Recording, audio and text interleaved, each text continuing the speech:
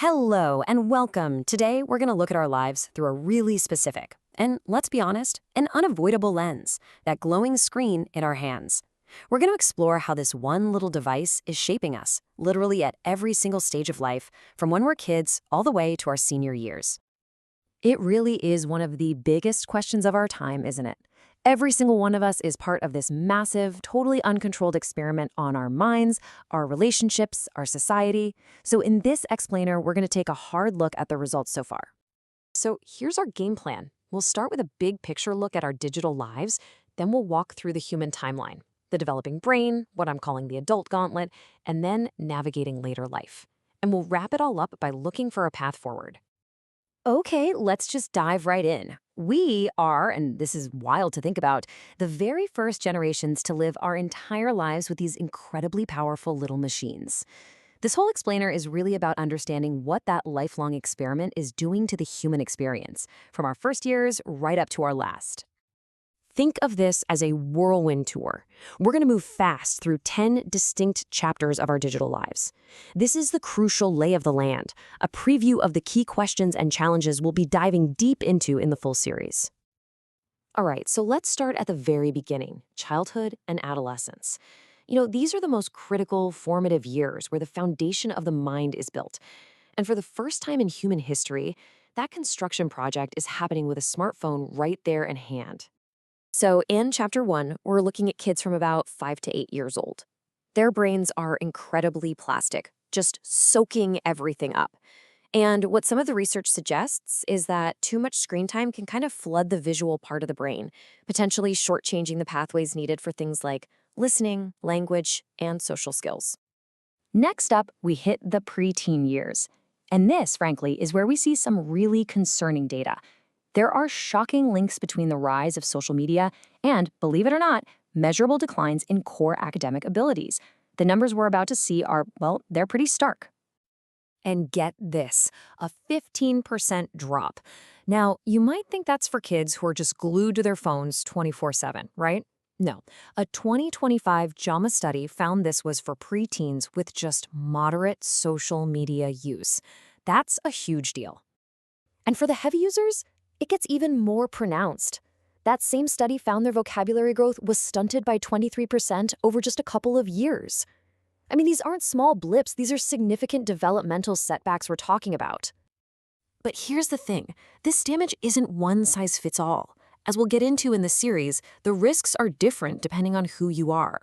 Girls in this age group tend to be much more vulnerable to that social comparison, anxiety, and emotional harm, while boys often face higher risks of gaming addiction and attention problems. Then we hit early adolescence, and wow, it's like a perfect storm. You've got the teenage brain's reward system, which is already in complete overdrive, and you smash that right into the addictive dopamine-driven feedback loops of social media. It's a neurological mismatch with some really serious consequences. And all of this leads to a really troubling paradox in the late teen years. This is the most digitally connected generation in all of human history, and yet they consistently report the highest levels of loneliness. So we're going to have to unpack why all that digital connection isn't actually translating to real emotional well-being. Okay, so let's move on. How do these early challenges change as we enter adulthood? Because the problems don't just magically disappear, they just change shape as technology becomes this totally inescapable part of our careers, our families, and our social lives. For young adults, right, the 20s are all about navigating these massive life changes online. And this can create a really powerful compare and despair cycle. You know the feeling? You're scrolling through the curated highlight reels of everyone else's life, and it just breeds anxiety and this feeling that you're not keeping up. By the time we hit our 30s, the big crisis is that the boundaries just dissolve. Our phones become the command center for juggling everything, work, family, friends. But in doing that, they make it almost impossible to ever truly switch off. I mean, does this cycle look familiar to you? I bet it does. The day starts and ends with your phone, checking work emails before you're even out of bed, and that one last scroll before you try to sleep. And everything in between is just this constant, frantic switching between your work life and your personal life.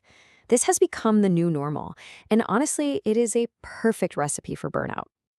So, the cumulative effect of all this, day in and day out, is a real phenomenon called decision fatigue. By the time we're in our 40s, the constant pings and notifications have us making hundreds of extra tiny decisions every day. Which email do I answer? Should I check that notification? It just drains our mental battery, leaving us totally overwhelmed and making worse choices. Now, in our 50s, we hit this really interesting point. This is the generation that clearly remembers what life was like before the internet, but now totally relies on their smartphones. So they're constantly trying to balance the very real benefits of connection with this deep frustration at the just relentless pace of digital change. Okay, and finally, we reach our later years.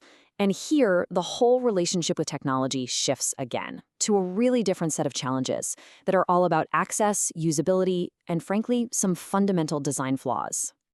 And what becomes crystal clear here is that when seniors struggle with technology, it is rarely a personal failing. It's a design failing, plain and simple. The digital world was not built with aging eyes or changing dexterity or different cognitive processing speeds in mind. So after touring all the challenges across an entire lifetime, our final chapter has to focus on solutions. Because look, diagnosing the problem is only half the battle, right? We also need a clear, actionable path forward. And that path forward is going to require collective action. This isn't a problem that any one group can solve on its own. It's going to demand a coordinated effort from all of us, from families, schools, governments, the tech companies themselves, and of course, from each of us as individuals. Ultimately, if you boil it all down, the core message of this entire series really comes down to this idea. How we choose to manage this digital present will have consequences that are going to echo for generations to come. And that leaves us with one final and I think pretty urgent question.